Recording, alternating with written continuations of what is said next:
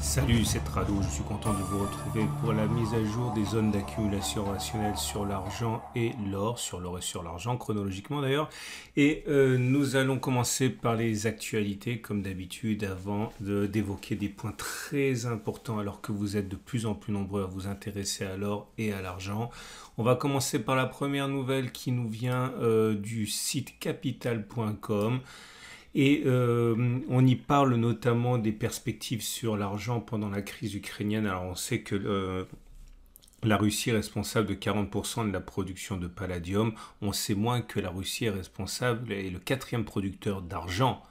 Et naturellement, si les difficultés et l'embargo imposé sur la Russie devait se généraliser, eh bien la production d'argent serait donc mise sous cloche, ce qui voudrait dire que cela aurait nécessairement un impact sur les cours. Cet article est très intéressant et il envisage également les effets que cela pourrait avoir sur le palladium, sur l'or, etc. Mais en tout cas, l'argent risque de surperformer l'or. Je vous rappelle que tous les articles que j'évoque actuellement, vous pouvez les retrouver directement en allant sur mon site pour aller chercher les liens pour vous rendre sur les articles en anglais. Après, vous avez des logiciels de traduction qui font très bien le travail. Deuxième article, et qui est très intéressant aussi, on a vraiment beaucoup de chance au niveau de l'actualité maintenant.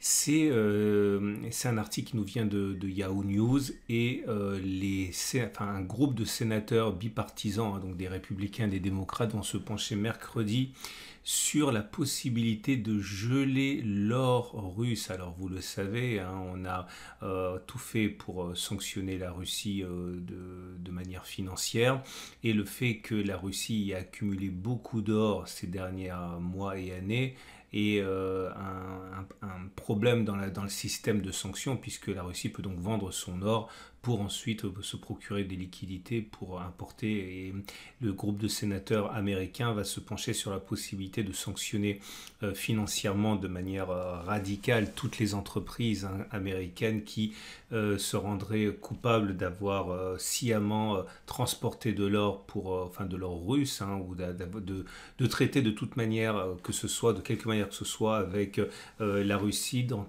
tout ce qui pourrait faciliter donc l'écoulement de l'or russe pour accéder au marché d'échange.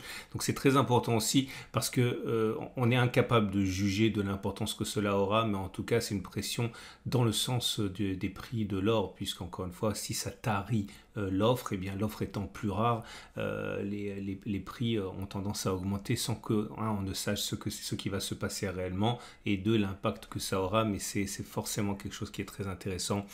Et la troisième, alors c'est pas mon genre encore une fois de décrire qui que ce soit, quoi que ce soit, mais voilà, vous voyez bien le problème avec les banques, c'est que on l'a vu, l'or était voué aux gémonies.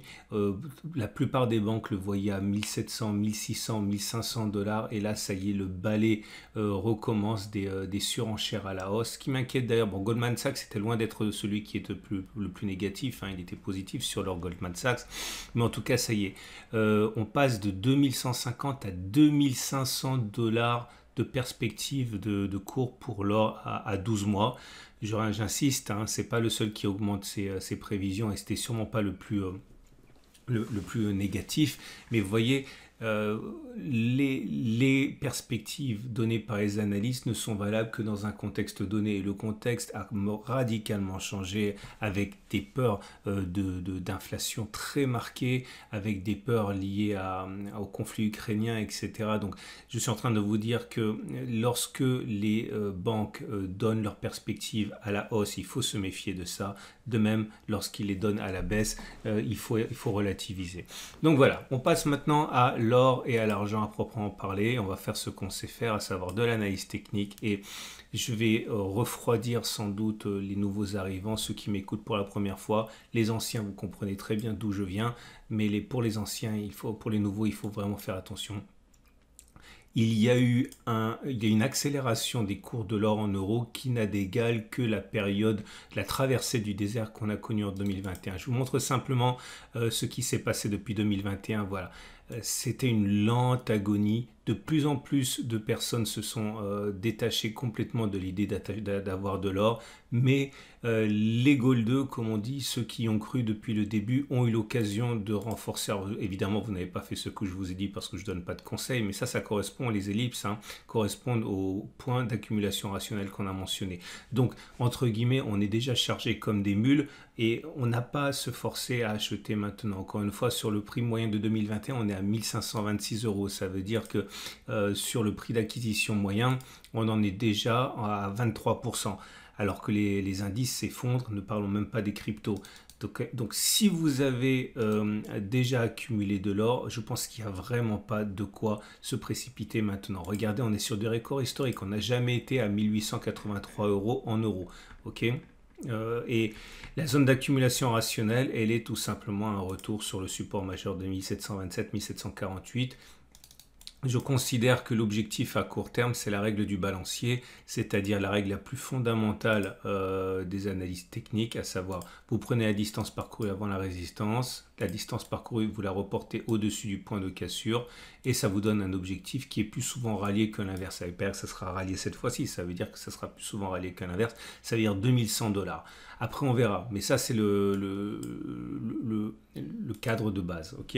Donc, si vous avez pour l'instant acheté déjà beaucoup d'or, je considère qu'il faut attendre la zone d'accumulation rationnelle, la 1727-1748. Maintenant, si on devait marquer une consolidation, même sans aller sur le support de 1727, on créerait donc de fait une sorte de résistance ici, et c'est au moment où on cassera cette résistance qu'on pourra éventuellement acheter. Ok, mais pour l'instant, voilà où j'en suis. De toute manière, vous n'êtes pas à une semaine ou 2 semaines ou 3 semaines près. Vous avez souffert pendant un an, les goldeux. Donc, vous pouvez patienter un petit peu. Maintenant, si vous n'avez pas du tout d'or, eh bien, vous n'avez pas d'autre choix que d'accumuler à maintenant. Ok, mais il est très important. Et je ne donne pas de conseils. Je vous dis ce que je fais, enfin ce que je ferai, puisque forcément, moi, j'en ai déjà. Mais ce que je recommanderais à ma famille, par exemple, s'ils n'en avaient pas. Acheter un peu maintenant, c'est tout à fait ok. Mais il faut impérativement garder des cartouches pour le moment où ça va aller mal. Ok, et un retour sur 1727-1748, c'est-à-dire une baisse de 8-9% est tout à fait envisageable, comme un retour de 13%. Je pense que si demain, et je le souhaite en vérité, un accord de paix est trouvé, eh bien l'or va s'effondrer au moins momentanément. Ok, et donc vous ne voulez absolument pas être de ceux qui se retrouveront bloqués avec des achats au plus cher. Donc vous devez impérativement garder de quoi investir ici, ici, ici, ici, si on y va. De toute manière, si vous croyez en l'or pour le long terme, vous n'avez pas de crainte à avoir à accumuler, vous devez même le souhaiter. Ok, on regarde l'or libellé en dollars, c'est la même chose, sauf qu'on est en train de batailler avec un record historique. On ne l'a pas battu pour l'or libellé en dollars, mais on est vraiment très proche. On est sur cette zone actuelle, 2036-2072 dollars. Zone d'accumulation rationnelle, il ne faut surtout pas acheter maintenant si vous avez eu l'occasion d'accumuler avant. Il faut attendre un retour sur, j'ai mis résistance, mais c'est un support. Ça, les choses vont tellement vite que j'ai même pas le temps de modifier les graphes. C'était une zone qui était de résistance, mais puisqu'elle a été cassée, elle devient support. Donc 1965-1954, zone d'accumulation rationnelle. Et puis pour l'instant, si vous n'avez pas encore accumulé de l'or, évidemment, vous pouvez en acheter maintenant, mais toujours pareil.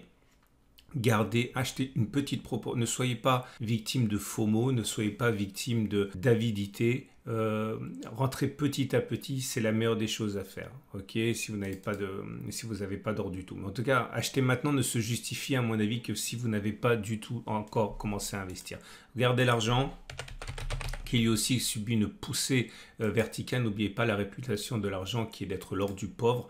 À mesure que l'or augmente, eh bien, beaucoup doivent se reporter sur l'argent depuis les plus bas qui ont été inscrits le 3 février. Donc on parle d'un mois, hein. On en est à 27% de progression, quasiment un tiers de la valeur, enfin non, 30% de la valeur.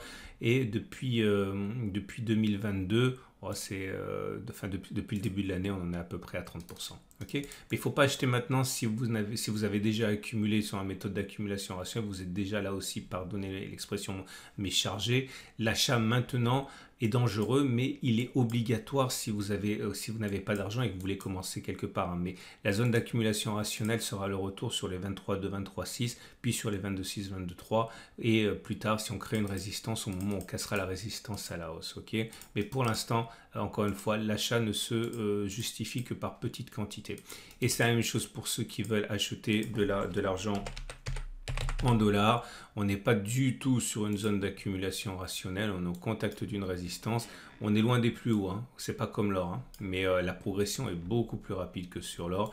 On n'est pas sur zone d'accumulation rationnelle. Par contre, si on clôture au-dessus de la résistance des 26,8, 26,4, on sera en zone d'accumulation rationnelle pour l'argent en dollars, comme lorsqu'on retournera sur 25, 26. Voilà, on fera le tour du palladium et du platine comme d'habitude ce week-end. Je vous rappelle que si vous n'avez pas encore d'options, eh bien non seulement à titre personnel, je travaille avec aucoffre.com, vous paierez moins cher votre or si vous passez par ma bannière qui est disponible sur mon site, hein. Donc je vous le montre, c'est ici. Deuxième chose, pour ceux qui veulent investir en or et en argent, mais qui ne veulent pas immobiliser, donc vous avez le lien en dessous de la vidéo, vous allez sur Tradosor et là vous paierez une prime inférieure pour le quart d'once Vera Valor. J'insiste sur ce très beau produit, c'est la Vera Cash. Encore une fois, si vous achetez de l'or avec Vera Cash, vous pouvez également vendre l'or et l'argent que vous avez. Si vous avez par exemple des pièces d'or, etc., vous pouvez la vendre à Vera Cash, il va le transformer en liquide, enfin en Vera Valor, et ensuite à mesure que l'or augmente, vous pouvez utiliser votre carte de crédit pour l'utiliser, cette valeur. Ok, donc vous n'avez pas à penser à la revente, ça se fait automatiquement à mesure que vous utilisez votre Mastercard. C'est un très beau produit qui vous permet encore une fois de remonétiser l'or et de ne pas immobiliser l'épargne investie en or. Ok, et en plus, si vous passez par le lien que je mets en dessous de la vidéo, ça donne un coup de pouce à mon travail, ça montre que vous soutenez le site et forcément je vous en serai extrêmement reconnaissant. Toutes les adresses sont en dessous de la vidéo. Et par transparence, bon, c'est pas grand chose, mais en tout cas, je gagne 10 € chaque fois que vous ouvrez un compte avec Vera Cash. Donc voilà, on ne peut pas être plus transparent que ça. Je vous souhaite une excellente journée. Je vous dis à samedi pour la mise à jour. Pensez à liker si vous avez aimé, ça me fait plaisir. Et pensez à vous abonner à la chaîne YouTube. Et pensez également à visiter l'onglet communauté de YouTube, puisque je mets en temps réel lorsqu'on est sur zone d'accumulation rationnelle. Ok, à samedi pour la mise à jour.